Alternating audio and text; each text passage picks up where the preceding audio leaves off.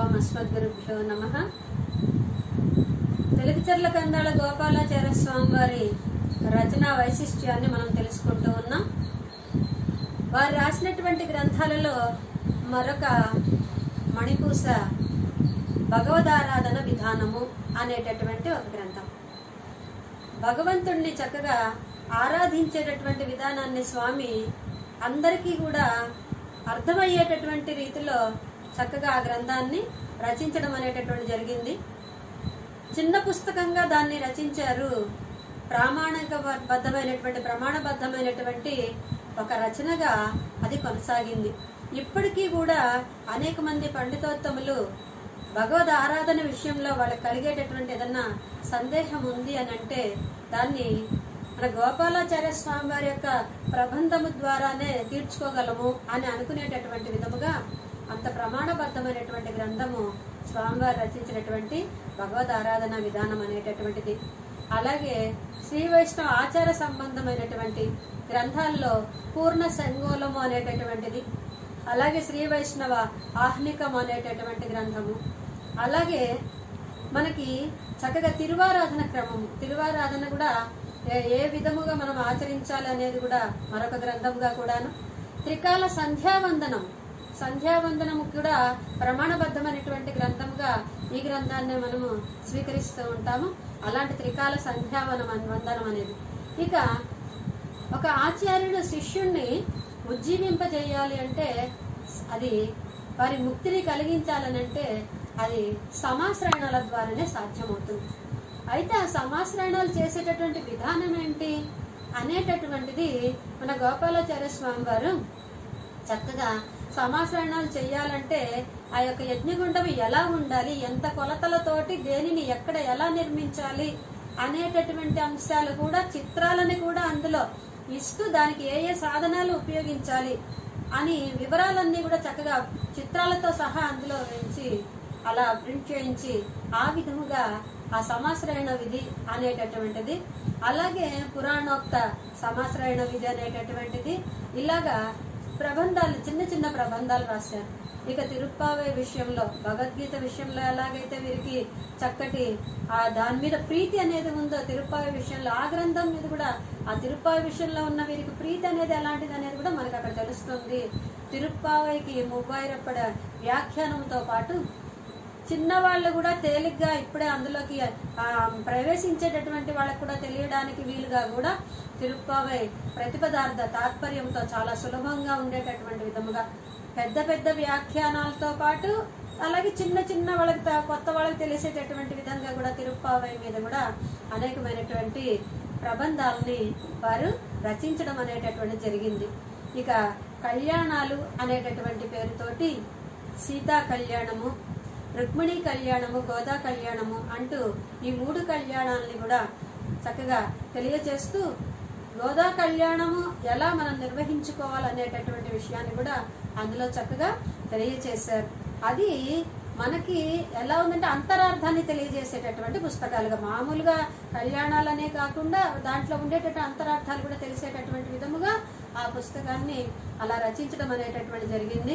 ఇక సర్వదర్శన సంగ్రహం అనేటటువంటిది, చివరి మెట్టు అనేటటువంటిది, అలాగే రామాయణంలో ఉండేటటువంటి వేదాంతార్థాలు ఎలా ఉన్నాయి అనేటటువంటి విషయాన్ని మనకి తెలియజేశారు. ఇక వీరు రాసినటువంటి ప్రబంధాలలో ఆచార్య హృదయానికి అనువాద గ్రంథములు కూడా కొన్ని రాశారు. వాటికి చక్కగా ఒక్కొక్క భాగానికి ఒక్కొక్క పేరు చొప్పున లోకోజ్జీవనానికి ఆళ్వార్ల కృషి అని, గౌరవం భక్తిని బట్టి మాత్రమే అంటూ ఇలాగా ఆచార్య హృదయంలో విషయాలని కూడా అందరికీ తేలిగ్గా తెలిసేటటువంటి విధముగా కూడా వారు ఆ గ్రంథాన్ని కూడా చక్కగా రాయడం అనేటటువంటిది జరిగింది. 4 భాగాలుగా దాన్ని కూడా ముద్రీకరించారు. అదే విధంగా గోపాలాచార్య స్వామి వారు పిల్లలకి, చదువుకునేటటువంటి విద్యార్థులకి చక్కగా ఒక కల్పతరువులాగా ఉండాలి అని హయగ్రీవ స్తోత్రాన్ని చక్కగా విద్యార్థులకు అనుగుణంగా ఉండేటటువంటి విధముగా చిన్న కరపత్రిక లాగాను, చిన్న ప్రబంధంలాగా కూడా దాన్ని కూర్చారు. ఆ జ్ఞానానందమయం దేవం, ఆ నిర్మల స్ఫటికాకృతి ఆధారం సర్వ విజ్ఞానం హయగ్రీవం ఉపాస్మహే అని అంటారు కదా. సర్వ విద్యలకు కూడా ఆధారభూతమైనటువంటి వాడు హయగ్రీవ స్వామిని ప్రార్థిస్తున్నాం అంటూ అది ప్రారంభమవుతుంది. అలాంటి హయగ్రీవ స్తోత్రాన్ని కూడా చక్కగా అర్థాన్ని రాస్తూ పిల్లలందరికీ తెలిసేటటువంటి విధంగా ఈ శ్లోకం చదువుకోండమ్మా మీకు ఈ ఫలితం కలుగుతుంది అని అంటూ అలాంటి చక్కటి అర్థాన్ని తెలియజేస్తూ కూడా కొన్ని శ్లోకాలను కూడా అక్కడ వారు పూర్తి స్తోత్రానికి అర్థాన్ని తెలియజేశారు. కొన్ని ముఖ్యమైనటువంటి శ్లోకాలను ఇస్తూ వాటికి అర్థాన్ని కూడా తెలియజేస్తూ కూడా వారు రాయడం అనేటటువంటి జరిగింది. అలాగే బాగా మనకి జ్ఞానము కలగాలంటే హయగ్రీవ స్వామి యొక్క జ్ఞానానందమైన శ్లోకం చదువుకున్నాం కదా. అలాగే అకంపనీయాన్ని అపనీతి వేదేహి అనేటటువంటి మరొక శ్లోకాన్ని అందులో ప్రధానంగా చెప్పారు. ఎవరికైనా సరే ఈ రోజుల్లో పోటీ పరీక్షలకి వాటికి వెళ్ళేటటువంటి వాళ్ళు ఈ యొక్క శ్లోకాన్ని చదువుకున్నట్లయితే తత్వ నిర్ణయము గావింపబడుతుంది. సరైనటువంటి సమాధానాన్ని వాళ్ళు చక్కగా వాళ్ళు దాంట్లో రాయగలుగుతారు అని ఆ శ్లోకాన్ని అనుసంధానం చేసుకోవచ్చు అని అంటూ, అలాగే స్వామి రూపాన్ని కళ్ళకు కనపడేటట్లుగా రచించినటువంటి వ్యాఖ్యాముద్రం కరసరసి అనేటటువంటి ఆ యొక్క శ్లోకాన్ని ఇలాగా చక్కటి శ్లోకాలు, చిన్న చిన్న శ్లోకాలు పిల్లలకు కూడా అర్థమయ్యేలాగా, అదే శ్లోకాలు కాస్త కాస్త జ్ఞానం కలిగినటువంటి వాళ్ళకి విషయ పరిజ్ఞానం కోసమని అవే ప్రబంధాలు, అదే ప్రబంధము పిల్లలకు ఉపయోగపడేదిగా ఉంటుంది, అదే ప్రబంధము విషయ పరిజ్ఞానం కలిగే వాళ్ళకు ఉంటుంది, అదే ప్రబంధము ప్రమాణబద్ధంగా ఉండి ప్రామాణిక గ్రంథంగా కూడా చెప్పబడుతూ ఉంటుంది. అలా అనేక గ్రంథాలని గోపాలాచార్య స్వామి రచించారు. ఇక విశేషంగా వీరి గ్రంథాల్లో మరొక ప్రబంధాన్ని చెప్పుకోవాలి. అది పరాంకుశ పరోపదేశాలు అనేటటువంటివి. ఆ నమ్మాళ్ళ వాళ్ళ యొక్క శ్రీ సూక్తులన్నీ కూడాను ఉండేటటువంటి వాటిలో ప్రధానంగా నమ్మాళ్ళ వారు రాసినటువంటి తిరువాయిమొழிలో 1102 పాసురాలలో కూడా ఒక 17 పదుల్లో అంటే 170 పాసురాల్లో నమ్మాళ్ళ వారిలో లోకానికి ఉపయోగపడేటటువంటి విధముగా చక్కగా కొన్ని ఉపదేశాలు చేశారు. కేవలం భక్తిలో మునిగిపోయి ఉండడం కాదు, తాము పెరమాళ్ళని ప్రార్థించుకుంటూ ఉండిపోవడం కాదు, దానితో పాటు లోకంలో ఉండేవాళ్ళు కూడా ఎలా ఉజ్జీవింపబడతారు అని చెప్పడానికి అన్నట్లుగా అందరినీ కూడా ఉజ్జీవింపజేయడానికి అన్నట్లు నమ్మాళ్ళ వాళ్ళు కొన్ని ఉపదేశాలు కూడా చేశారు అని ఆ ఉపదేశం చేసినటువంటి పాసురాలు ఏ పదుల్లో ఉన్నాయి అనేటటువంటి అంశాన్ని కూడా పరాంకుశ పరోపదేశాలు అనేటటువంటి పేరుతోటి ఒక గ్రంథాన్ని స్వామివారు దాన్ని ఆవిష్కరించడం అనేటటువంటిది జరిగింది. అందులో చెప్తారట నమ్మాళ్ళ వారు వీడు మిన్ముత్తము వీడు సేదు అని అంటూ విడిచిపెట్టండి మిగిలినటువంటి వాటిని అన్నిటినీ అని అంటూ వైరాగ్య విషయాల్ని తెలియజేశారట స్వామివారు. అందులో చక్కగా దాని యొక్క అర్థాన్ని మనకి తెలియజేస్తారు. విడవండి అన్నారట. ఇదేంటండి, ప్రారంభంలోనే నమ్మాళ్ళ వాళ్ళు విడవండి అన్నారు, దేన్ని విడవాలి, ఎలా విడవాలి, ఏంటి విడవాలి అనేదంటే వీడు మిన్ముత్తము వీడు సేదు ఉమ్మియరు వీడుడై యానుడై వీడి సేవినేని చివరిలో మన ఏం చెప్తున్నారు, మీ యొక్క ప్రాణాన్ని మీ యొక్క ఆత్మని స్వామి యొక్క పాదాల్లో చేర్చండి అని అన్నారు. మిగిలినటువంటి విషయాలన్నీ మనసుతో విడవండి, మీ యొక్క ఆత్మని స్వామి యొక్క సన్నిధానంలో ఉంచండి అని చెప్తున్నారు. అయితే ఇక్కడ విడవండి అని ముందు ఎందుకన్నారు అని అంటే దానికి చదువు ఒక చిన్న పిల్లవాడి చేతిలో ఒక సర్పం ఉందనుకోండి, ముందు దాన్ని నాన్న అది సర్పమమ్మా అది కాటు వేస్తుంది దాన్ని పట్టుకోకు ఇలా చెప్తారా, వదిలేయని ముందు అంటారు. ముందు వదిలేయని అంటారు కదా, కాబట్టి ముందు వీడుమిన్ అని అన్నారు అని చెప్పేసి చెప్తారనమాట. అలాంటి చక్కటి ఉదాహరణతో నమ్మాళ్ళ వాళ్ళు ఈ పాసురాలు రాశారు తేలికగా తెలిసేటటువంటి విధంగా.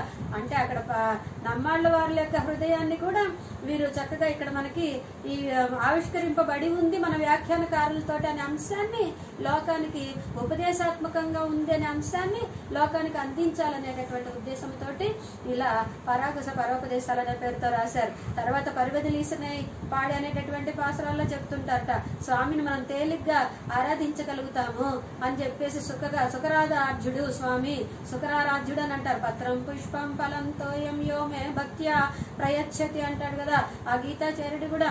అలాగా ఏది సమర్పించైనా సరే మనము పత్రమో పుష్పమో ఫలమో తోయమో స్వామిని తేలిగ్గా ఆరాధించుకోవచ్చని భగవంతుడు సుకరారాధ్యుడు అనేటటువంటి అంశాన్ని ఆ పాసురాల్లో తెలియజేశారు అని చెప్పారు. అలాగే అణైవ దర్వణై మేల్ అని అంటూ స్వామి మోక్ష ప్రదాత అయినటువంటి వాడు ఆ పరంపదంలో వేంచేసి ఉన్నాడే, శ్రీ భూ నీలా సమేతంగా ఉన్నటువంటి ఆ స్వామి మనకి మోక్షాన్ని ఇచ్చేటటువంటి వారు తప్ప మరొకరు కాదు కదా అనేటటువంటి అంశాన్ని ఆ పాసురాల్లో నమ్మాళ్ళ వారు తెలియజేశారు. లోకంలో ఉండే వాళ్ళనందరినీ కూడా ఉజ్జీవింపజేయడం కోసం చేశారు. నమ్మాళ్ళ వారు మీకోసం ఇదిగో ఈ పాసురాలను ఇలా అందించారు అని తెలియజేయడానికి అన్నట్లు అలాంటి ఉపదేశ పాసురాలని తెలియజేస్తూ ఉన్నారు.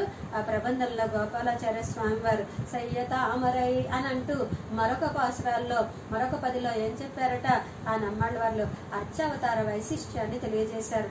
భగవంతుడు పర వ్యూహ విభవ అంతర్యామిగా ఉండి చివరికి అర్చావతారాన్ని కూడా పొందాడు. పరవాసుదేవుడిగా అక్కడ స్వామి వేంచేసి ఉన్నారు.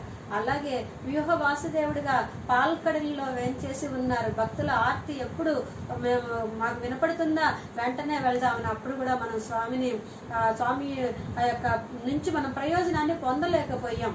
ఆ పరంపదంలో వేంచేస్తున్న స్వామి నుంచి, వ్యూహంలో ఉన్నటువంటి స్వామి నుంచి కూడా అప్పుడు విభవ అవతారాల్లో వేంచేశారు స్వామి. అప్పుడు కూడా మనము ఆ అవతారాల్లో మనం ఉన్నామా, ఉండలేకపోయాం కదా. అప్పుడు కూడా మనం లేము, అయినప్పటికీ కూడా బాధపడక్కర్లేదు అని అంటున్నారు. అంతర్యామిగా వచ్చేసారు స్వామి. ఇందుగలడు అందులేడని చెప్పుకున్నాం కదా, అలా అందరిలో చేరిపోయాడు. అప్పుడు కూడా మనం గుర్తించలేకపోయాం. అలాంటి సందర్భంలో అర్చావతారంగా స్వామి వేంచేసి ఉన్నారు.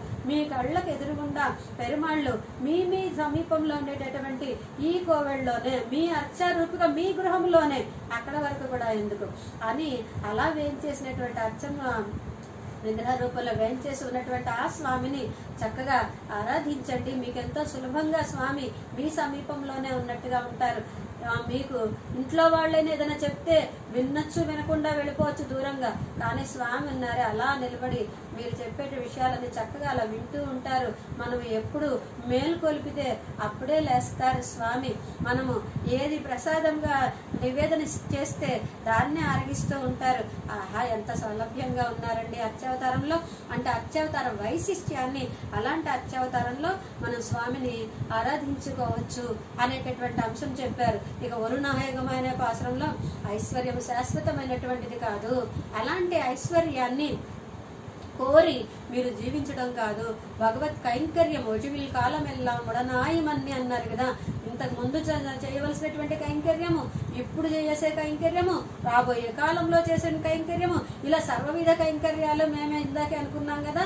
ఆ స్వామి తనే అన్ని చేస్తాను అని లక్ష్మణ స్వామి రాముడు వారి యొక్క గుణాలకి దాసుడైపోయి ఉండి సర్వవిధ కైంకర్యాలు తానే చేస్తాను, జాగ్రత్త స్వపతస్థితే, నిద్రపోతూ ఉన్నప్పుడు, మెలకువగా ఉన్నప్పుడు, నిద్రపోతున్నప్పుడు కూడా చేసే కైంకర్యాలన్నీ నేనే చేస్తాను అని అన్నారు కదా. అలా చక్కటి కైంకర్యం చేయడం అనేటటువంటిది మనకి ప్రధానం అనేటటువంటిది మరొక ఉపదేశంగా చేశారు నమ్మాళ్ళ వారిలో. అలాగే కొండపెండి మక్కలు అని అంటూ కొండపెండి స్వీకరించినటువంటి ఆ భార్య గాని, సంతానము గాని, వీళ్ళెవరు కూడా బంధువులు గాని వీరు కాదు, మనకి నిజమైనటువంటి బంధువు ఆ శ్రీమన్నారాయణుడే అనేటటువంటి అంశాన్ని నమ్మాళ్ళ వారు మనకి లోకానికి ఉపదేశం చేశారు అని చెప్తున్నారు. త్వమేవ మాత చపిత త్వమేవ, నీవే తల్లివి తండ్రివి అని అంటారు కదా. స్వామి నువ్వే తల్లి తండ్రి బంధువు అన్ని ఉన్నం సోరు పరగు నీరు తిన్నం వెత్తలయం ఎల్లాం కಣ್ಣన్ అని అన్నారు కదా. అలాగా అన్ని నువ్వే స్వామి, నాకు బంధువులు కాదు ప్రధానము, నువ్వే నాకు సమస్తము. ఈ ఆభాస బంధువులు వాళ్ళు చూసినప్పుడు మనల్ని ఆదుకుంటారేమో, ఎవరు మనం చూడని సమయంలో కూడా కనపడినప్పుడే, వాళ్ళకి కనపడ్డప్పుడే ఆదుకుంటారట వీళ్ళు. ఈ బంధువు లోకంలో ఉండేటటువంటి ఈ బంధువులు అనేవారు. అదే ఆ శ్రీమన్నారాయణ అయితే ఎవరు లేని సమయంలో మనం ఎక్కడున్నా కూడా అంటారు కదా, వనే రణే శత్రు జలాగ్ని మధ్యే ఎదురుచ్చయాపత్సు మహాభయేషు అని మనకు ఆ పంచాయత స్తోత్రంలో కూడా తెలియజేస్తారు కదా. అలాగా ఎప్పుడు కూడా మన ఆదుకునేవాడు, లోకమైనటువంటి ఈ బంధువులు కదా ఆదుకునేవాడు సాక్షాత్ శ్రీమన్నారాయణే అనే అంశాన్ని కూడా అక్కడ నమ్మాళ్ళ వారు ఇలా తెలియజేశారు అని చెప్తూ ఉన్నారు. ఇలాగా నమ్మాళ్ళ వారు లోకాన్ని ఉద్ధరించడం కోసం ఏమేం చెప్పారు అనేది 17 ఉపదేశాల సారాంశము. అది చాలా ప్రమాణబద్ధమైనటువంటి ఒక గ్రంథంగా దాన్ని కూడా పరాంకుశ పరోపదేశాలు అనేటటువంటి పేరుతోటి గోపాలాచార్య స్వామి రచించడం జరిగింది. ఇలా ఇంకా అనేకములుగా ఉన్నటువంటి గ్రంథాలు, ఏ గ్రంథముకు ఆ గ్రంథమే కూడా చాలా విలువైనటువంటివిగా ఉండేటటువంటి గ్రంథాలుగా వారు రూపొందించారు. అయితే ఇంత విలువైనటువంటి గ్రంథాలు కదండి, వాటిని మేము ఎలా కొనుక్కోగలమా, కొనడానికి మాకు సాధ్యమవుతుందా, చదవడానికి మాకు సాధ్యమవుతుందా, అసలు మేము చదవగలమా అని అనుకోవాల్సినటువంటి బాధ మనకి లేకుండా చేశారండి గోపాలాచార్య స్వామి వారు. ఎలాగా ప్రతి ప్రబంధాన్ని కూడా ఏదో రంగుతోటిను బాగా ఆకర్షణగా ఉండేటటువంటి విధముగా చెయ్యాలి అని అంటే దానికి ఖర్చు ఎక్కువ అవుతుంది. కాబట్టి అలా కాకుండా మామూలుగా తేలికైనటువంటి చిన్న చిన్న పుస్తకాలుగా ఎటువంటి ఆకర్షణ డాంబికము లేకుండా తక్కువ ఖర్చుతో మనము ఎక్కువ పుస్తకాలను అందించగలిగితే అది ఎక్కువ మందికి ఉపయోగపడుతుంది. కాబట్టి ప్రబంధంలో ఉండేటటువంటి విషయానికి మాత్రమే ప్రాధాన్యతనిస్తూ తక్కువ మూల్యంతో ఎక్కువ విషయాన్ని అందించాలనేటటువంటి అంశంతో స్వామివారు అలాంటి ప్రబంధాలన్నీ కూడా చక్కగా రచించి వాటన్నిటినీ కూడా అందరికి లోకానికి అందించడం జరిగింది. అలాంటి రచన సామర్థ్యం కలిగినటువంటి విషయాన్ని మనము ఇప్పుడు తెలుసుకున్నాము. తర్వాత మళ్ళీ స్వామి యొక్క వైభవాన్ని తరువాయి భాగంలో కొనసాగించుకుందాం. జై శ్రీమన్నారాయణ.